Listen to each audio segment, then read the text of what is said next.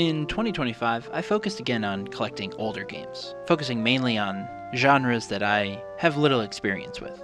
Shoot 'em ups, fighting games, unique action games that forgo genre conventions in terms of control schemes. What these games have given me in the last year is a sense of discovery, both through the art of their mechanics used to convey their story, themes, and just vibes. I also discovered a lot about myself through these games.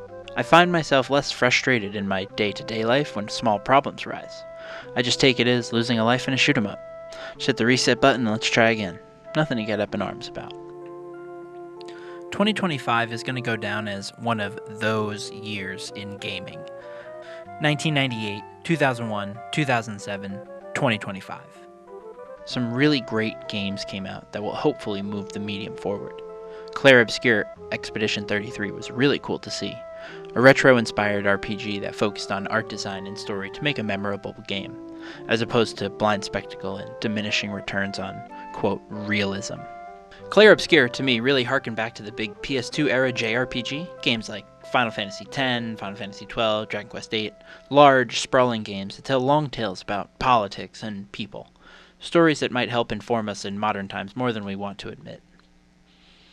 Handhelds were definitely a huge trend of 2025. I love me a little gadget. There's just so much enjoyment I get out of finding new ways to play the same games over and over. Is it frugal? Probably not, but the joy I get from configuring a new emulator and get it just right is immeasurable. Do this within your finances, but there is a plethora of games out there that these devices will open your mind to. In 2026, I've begun a private Game of the Month club with a small group of friends.